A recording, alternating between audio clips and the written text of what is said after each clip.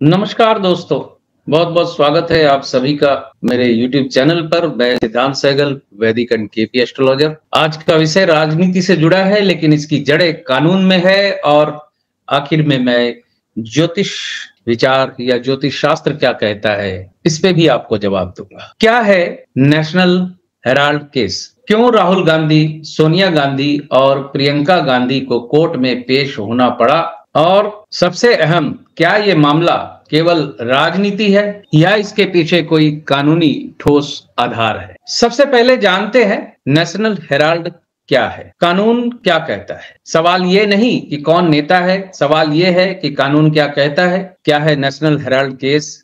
क्यों राहुल, सोनिया गांधी और प्रियंका गांधी को कोर्ट में पेश होना पड़ा?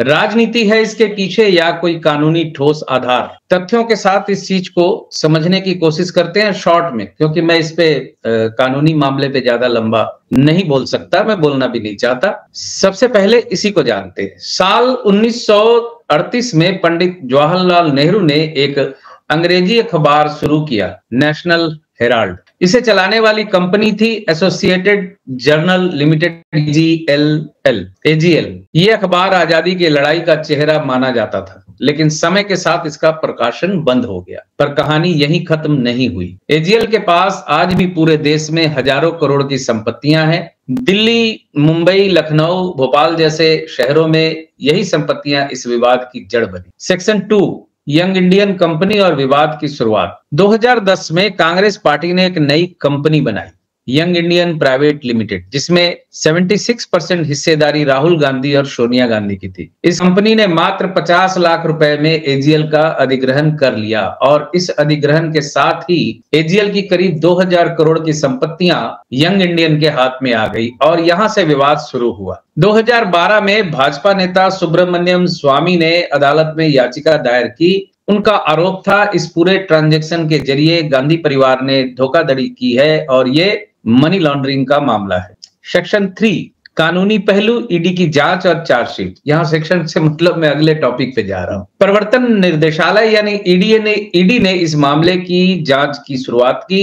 कई दौर की पूछताछ हुई, रिकॉर्ड्स खंगाले गए और अब 2025 की शुरुआत में ईडी ने कोर्ट में चार्जशीट दाखिल कर दी है। चार्जशीट में आरोप है कि यंग इंडियन एक शेल कंपनी थी जिसका मकसद एजीएल की संपत्तियां अपने नाम करना था। इस प्रक्रिया में कानून की कई धाराओं का उल्लंघन किया गया, खास तौर पर पीएमएलए यानी prevention of money laundering act के तहत। पीएमएलए के अंतर्गत यदि आरोप सिद्ध हो जाते हैं तो ये गंभीर आर्थिक की श्रेणी में आता है, आर्थिक अपराध की श्रेणी में आता है, जिसमें न सिर्फ सजा बल्कि जमानत भी मुश्किल हो जाती है। फिलहाल इस केस की अगली सुनाई दिल्ली की राउस एवेन्यू कोर्ट में 25 अप्रैल 2025 को तय है। राहुल गांधी, सोनिया गांधी, प्रियंका गांधी सभी को कोर्ट में पेश होने के लिए समन भेजा गया है। प्रियंका गांधी का नाम इस केस में शेयर होल्डर के तौर पे आया है। उनकी हिस्सेदारी लगभग 12% मानी जा रही है। ईडी की चार्जशीट में उन्हें पूछताछ के लिए तलब किया गया है, लेकिन अभी तक उनके खिलाफ प्रत्यक्ष आपराधिक आरोप नहीं लगे। सेक्शन 5, राजनीति बनाम कानून विश्लेषण। कांग्रेस पार्टी का दावा है ये मामला पूरी तरह से राजनीतिक बदले की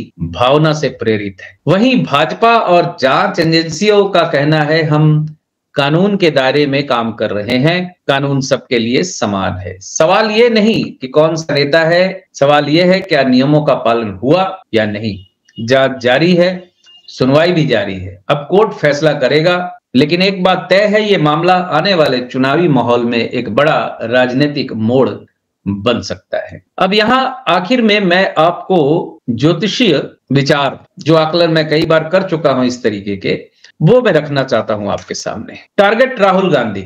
देखिए, राजनीतिक तौर पे इस वक्त टारगेट राहुल गांधी है। और मैं इसके पहले वो जब मोदी सरनेम को लेकर जो केस चला था, जो उनको सजा भी घोषणा हुई थी, बहुत हंगामा मचा था, मैंने उस वक्त कहा था कि राहुल गांधी जी को जेल जाने की संभावना नहीं है। और 25 अप्रैल 2025 की पेशी को लेकर बहुत सी बातें हो रही हैं। मेरा अपना ज्योतिषीय आकलन जो है, इस केस में राहुल गांधी जी के या किसी भी XYZ के, ये तीनों लोग जो केस माने कोर्ट के समक्ष पेश हो रहे हैं, किसी के भी जेल जाने के योग नहीं है। इनकी कुंडली, सोनिया गांधी जी की कुंडली हो, राहुल गांधी जी की कुंडली हो, प्रियंका गांधी जी की कुंडली हो, तीनों कुंडलियों में जेल जाने के योग नहीं बने हुए हैं।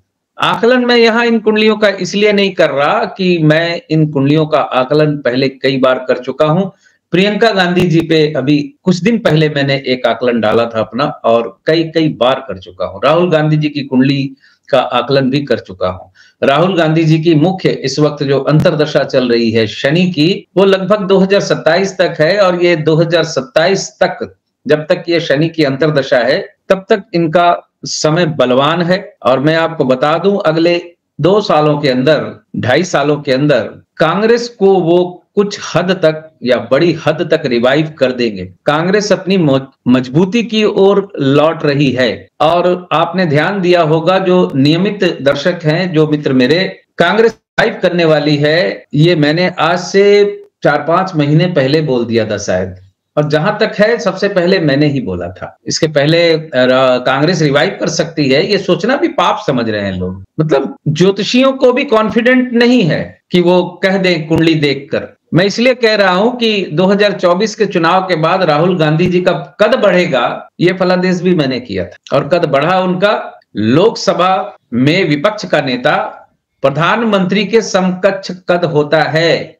अगर आप बायस्ड होकर विचार ना करें तो जो मैं बोल रहा हूं वही सत्य है। तो ये था मेरा छोटा सा आकलन इस पे और मैंने ज्यादा कुछ नहीं बोलना है। वीडियो अच्छा लगे तो लाइक, शेयर एंड सब्सक्राइब जरूर कीजिएगा। और जो मित्र पहली बार मुझे सुन रहे हैं, पहली बार मुझे देख रहे हैं, पहली बार मेरा वीडियो उन्हें दिखा है, पहली बार मेरा चैनल उन्हें दिखा है, गंभीर ज्योतिष की तलाश में है, ज्योतिष को गंभीरता से समझना सीखना चाहते हैं, तो मेरे चैनल को जरूर सब्सक्राइब कीजिए। और जो मित्र जुड़े हुए हैं महीनों से, सालों से और दशकों से, उन सभी मित्रों का मैं फिर से एक बार धन्यवाद करता हूं। खुश रहें, स्वस्थ रहें, आनंदित रहें और अपने जीवन में सफल हो आप सभी। ऐसी कामना के साथ मैं यहाँ अपनी वाणी को विराम देता हूं।